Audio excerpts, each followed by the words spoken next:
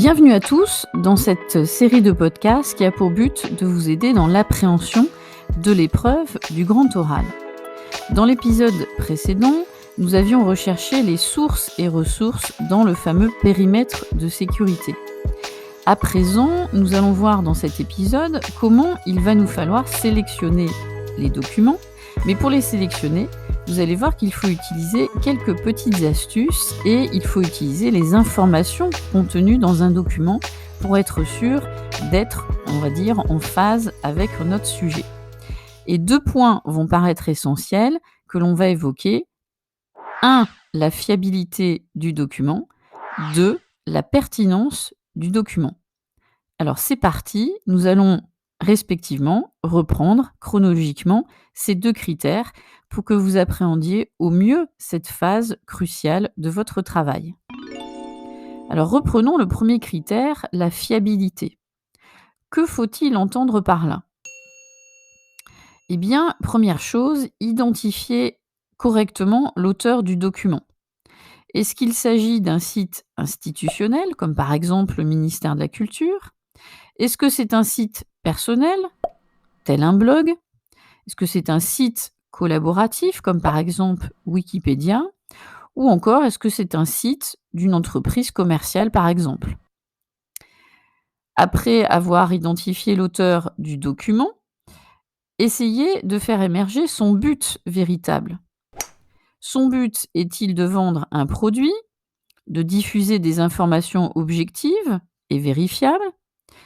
Cherche-t-il, par exemple, à faire connaître une opinion et convaincre ainsi le lecteur?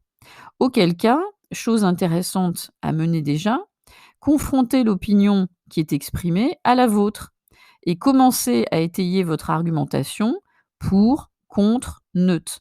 C'est ce point qui montrera aussi la singularité de votre pensée.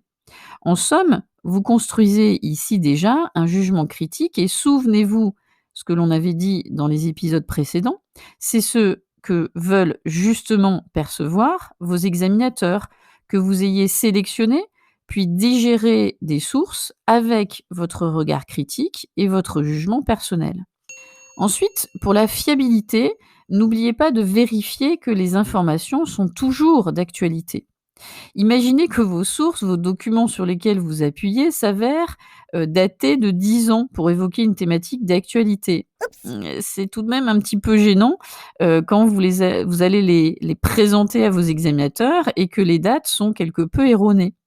Donc un conseil, qui se doit d'être presque pour vous un réflexe, fluotez les dates pour chaque document. De plus, se référer à la date d'une source lorsque vous allez commencer à répondre à la question qui a été donnée par les examinateurs, eh bien, montre que, vous maîtrisez votre sujet puisque connaître ces sources montre que vous êtes bien approprié la thématique et surtout que vous êtes mis en position réelle d'investigateur.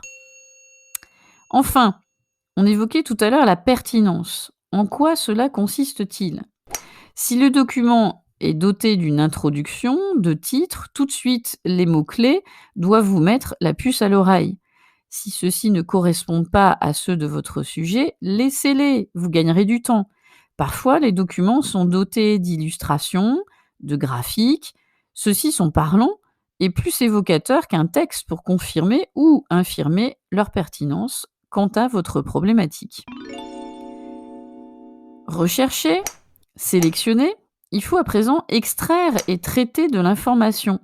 Extraire, cela veut dire avant tout faire ressortir les données, les informations les plus éclairantes pour votre sujet, pour apporter des réponses à la problématique. Alors un conseil basique et pratique, vous avez fluoté les informations sélectionnées, laissez-les alors de côté, c'est-à-dire laissez votre document. Voilà, vous retournez la feuille sur laquelle il y a toutes les informations et puis avec vos propres mots, reformulez l'information que vous avez pu extraire de ce document. Pourquoi cette petite astuce? Eh bien tout simplement parce que vous éviterez de la sorte le plagiat ou le copier-coller.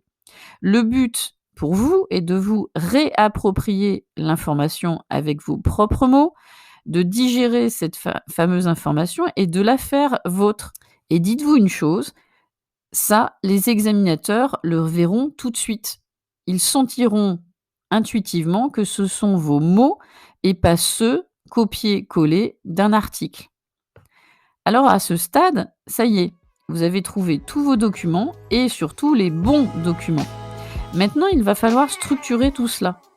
Et oui, nous allons structurer toutes ces recherches, organiser le travail pour que votre future prestation prenne forme. Mais cela, on en parle dans l'épisode suivant.